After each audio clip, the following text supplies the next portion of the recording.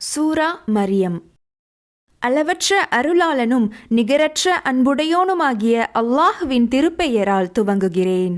Cafe ஹ ய ஐன் ஸ்வாத்.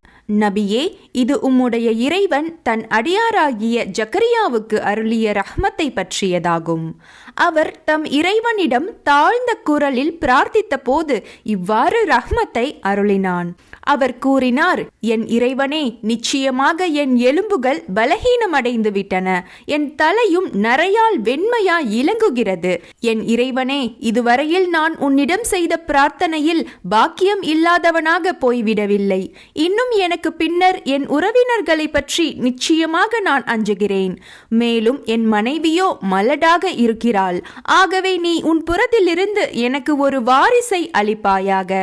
அவர் எனக்கு வாரிசாகவும் இருப்பார், யாக்கோபுடைய சந்ததியினருக்கு வாரிசாகவும் இருப்பார். என் இறைவனே, அவரை உன்னால் பொருந்திக் கொள்ளப்பட்டவராகவும் நீ ஆக்கி வைப்பாயாக.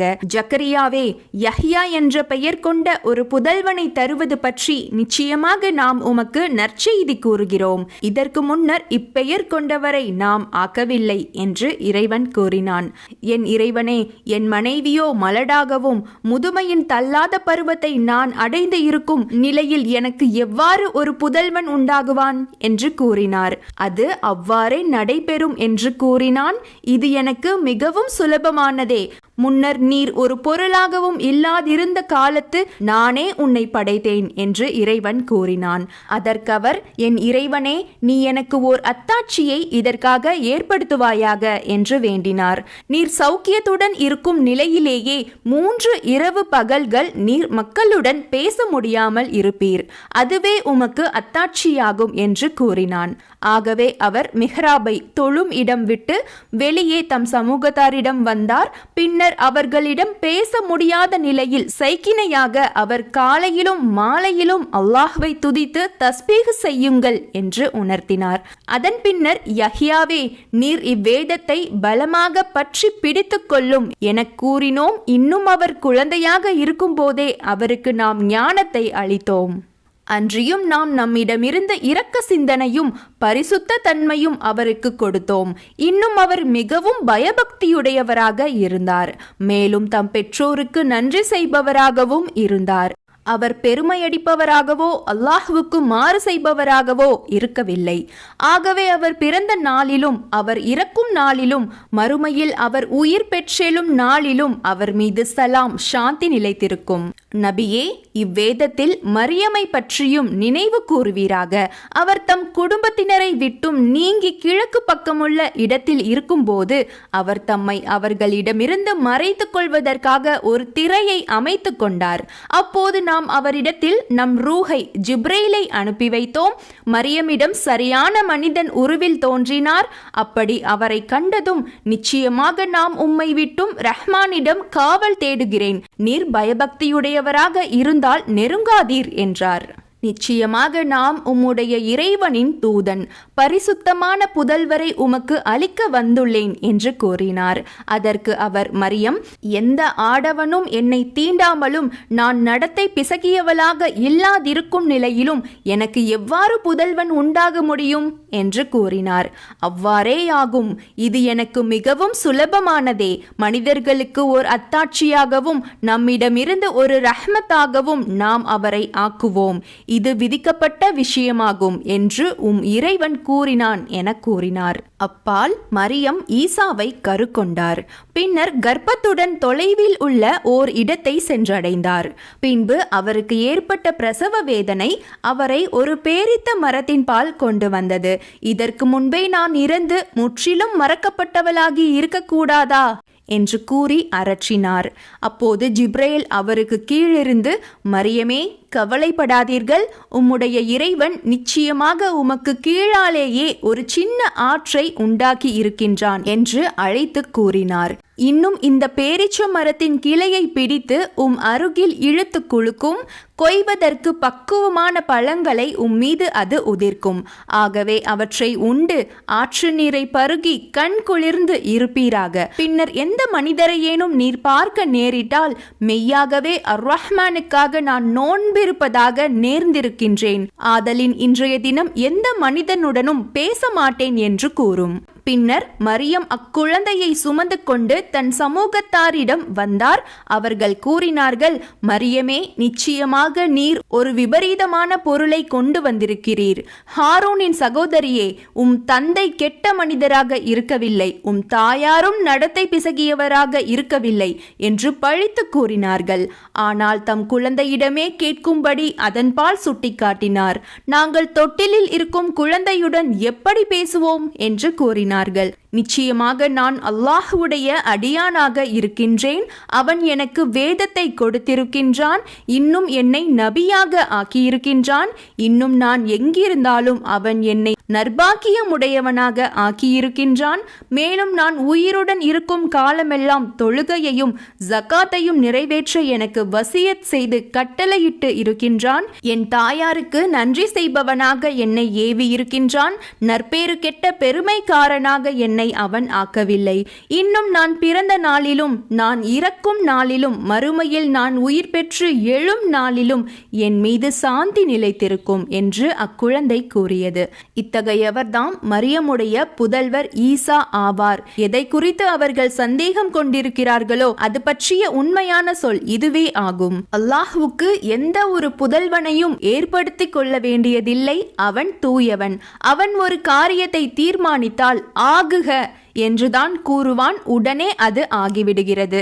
நிச்சயமாக அல்லாஹ்வே படைத்து பரிபக்குவப்படுத்தும் என்னுடைய இறைவனாகவும் உங்களுடைய இறைவனாகவும் இருக்கின்றான். ஆகையால் அவனையே நீங்கள் வணங்குங்கள், இதுவே நேரான வழியாகும் என்று நபியே நீர் கூறும். ஆனாலும் அவர்களிடையே இருந்த கூட்டத்தார் இது பற்றி தங்களுக்குள்ளே அபிப்பிராய பேதம் கொண்டனர். சத்தியத்தை நிராகரித்து கொண்டிருப்பவர்களுக்கு அவர்கள் யாவரும் ஒன்று சேர்க்கப்படும் வலுப்பமான நாளில் கேடுதான். அவர்கள் நம்மிடத்தில் வரும் நாளில் எவ்வளவு தெளிவாக கேட்பார்கள், பார்ப்பார்கள். எனினும் அந்த அக்கிரமக்காரர்கள் பகிரங்கமான வழிகேட்டிலேயே இன்று இருக்கிறார்கள். மேலும் நபியே, தீர்ப்பு அளிக்கப்படும் அந்த கை சேதப்படக்கூடிய நாளை குறித்து நீங்கள் அவர்களுக்கு அச்சமூட்டி எச்சரிக்கை செய்வீராக. எனினும் அவர்கள் அதை பற்றி கவலைப்படாதவர்களாகவும் நம்பாதவர்களாகவும் இருக்கின்றார்கள். நிச்சயமாக நாமே பூமியையும் அதன் மீதுள்ளவர்களையும் வாரிசாக கொள்வோம். இன்னும் நம்மிடமே அனைவரும் மீட்கப்படுவார்கள். நபியே, இவ்வேதத்தில் இப்ராஹிமை பற்றியும் நினைவு கூறுவீராக. நிச்சயமாக அவர் மிக்க உண்மையாளராகவும் நபியாகவும் இருந்தார்.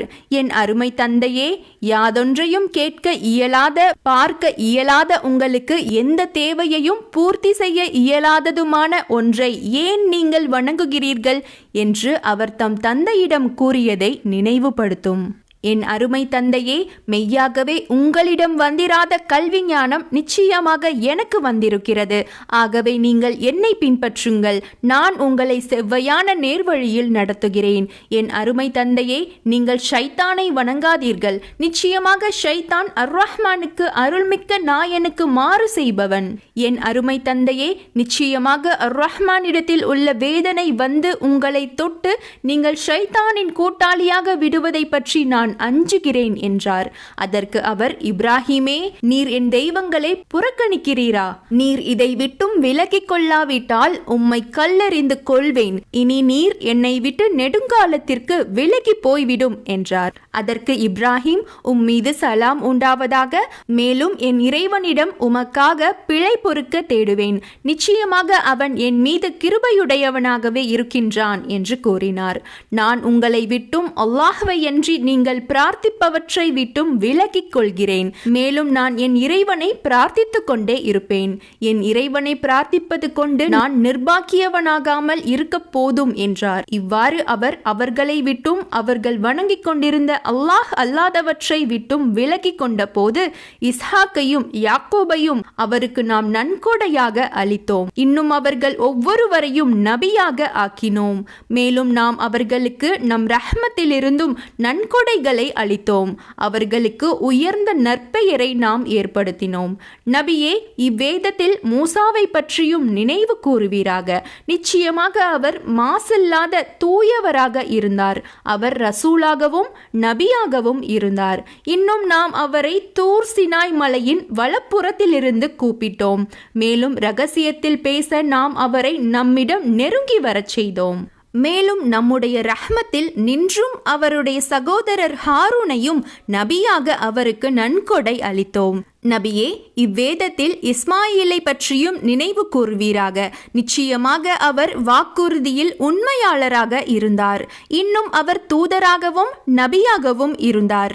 அவர் தம் குடும்பத்தினரை தொழுகையை கடைபிடிக்கவும் ஜகாத் கொடுத்து வரும்படியும் ஏவுபவராக இருந்தார். தம் இறைவனிடத்தில் மிகவும் விருப்பப்பட்டவராகவும் அவர் இருந்தார். நபியே, இவ்வேதத்தில் இத்ரீஸை பற்றியும் நினைவு கூர்வீராக. நிச்சயமாக அவர் சித்தீக்காக மிக சத்தியவானாக நபியாக இருந்தார். மேலும் நாம் அவரை ஓர் உயரிய இடத்தில் உயர்த்தினோம். இவர்கள் ஆதமுடைய சந்ததியிலும் நோஹுடன் கப்பலில் நாம் ஏற்றிக்கொண்டவர்களின் சந்ததியிலும் இப்ராஹிமுடையவும் இஸ்மாயில் யாக்கோபின் சந்ததியிலும் இன்னும் நாம் தேர்ந்தெடுத்து நேர்வழியில் நடத்தியவர்களிலும் உள்ள நபிமார்கள் ஆவார்கள். இவர்கள் மீது அல்லாஹ் அருளை பொழிந்தான். அர்-ரஹ்மானுடைய வசனங்கள் அவர்களின் மீது ஓதப்பட்டால் அவர்கள் அழுதவர்களாகவும் சுஜூது செய்தவர்களாகவும் விழுவார்கள். ஆனால் இவர்களுக்கு பின் வழிகெட்ட சந்ததியினர் இவர்களுடைய இடத்திற்கு வந்தார்கள். அவர்கள் தொழுகையை வீணாக்கினார்கள், இழிவான மன இச்சைகளை பின்பற்றினார்கள். மறுமையில் அவர்கள் நரகத்தின் கேட்டை சந்திப்பார்கள்.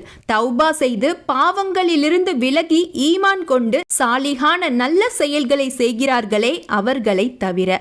அத்தகைய சாலிகானவர்கள் ஜன்னத்தில் சுவர்க்கத்தில் பிரவேசிப்பார்கள்.